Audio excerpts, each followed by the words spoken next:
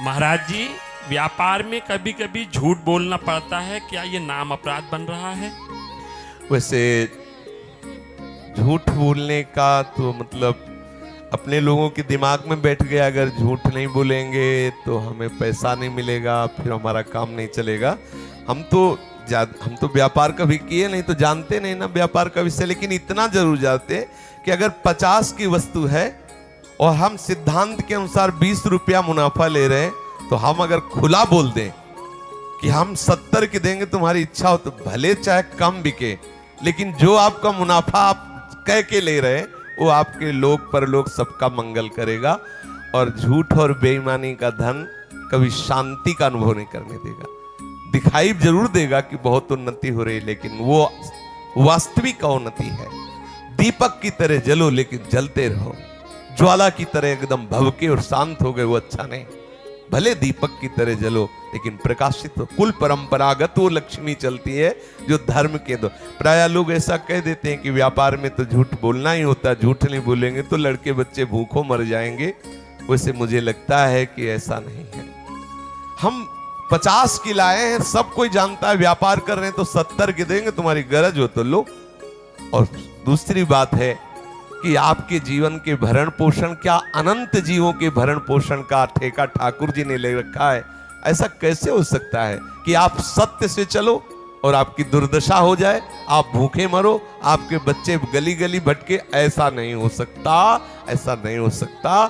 थोड़े समय के लिए आपको ऐसा भान हो सकता है।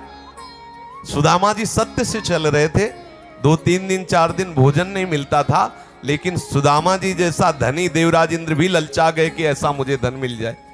भगवान ने द्वारिकापुरी की तरह सुदामापुरी की रचना है।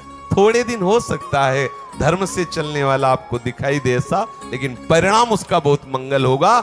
और थोड़े दिन आपको दिखाई दे सकता है धर्म से चलने वाला, लेकिन उसका परिणाम बहुत बुरा होगा। निश्चित समझो हमारे प्रभु के दरबार में न्याय है। हम सच्ची बात मानो, धर्म से अगर 2 रुपए मिलते हैं तो उससे बढ़िया काम चलेगा। हो सकता है कि आप वो सब लौकिक सामग्रियां जो पड़ोसी पा रहा है वो हम ना पा पाए, लेकिन आप ध्यान रखना, जैसे पड़ोसी जल रहा है आप उसको नहीं देख पा रहे, उसको धनी देख रहे हो लेकिन अंदर से नहीं देख रहे हो कितना जल रहा है। आप 2 रोटी खाओगे, परिवार के साथ में आनंद पूर्वक रहोगे, ये बहुत सुख का विषय है। अगर हमारा परिवार हमारे अनुकूल है और हम थोड़ा कम अच्छे पदार्थ पा रहे हैं लेकिन शांति से जीवन व्यतीत हो रहा है, भगवत आराधन से जीवन व्यतीत हो रहा है, तो लोग परलोक सब आनंदमय होता है। हमने तो शास्त्रों में और संतों से जैसा सुना है कि सत्य से चलने वाले के निश्चित यहाँ और वहाँ दोनों जगह मंगल होता है। थोड़े दिन के लिए ऐसा लगेगा कि देखो धर्म से चलता है, ऐसी ऐसी समस्याएं, लेकिन नहीं, धर्म से चलने वाले की विजय होती।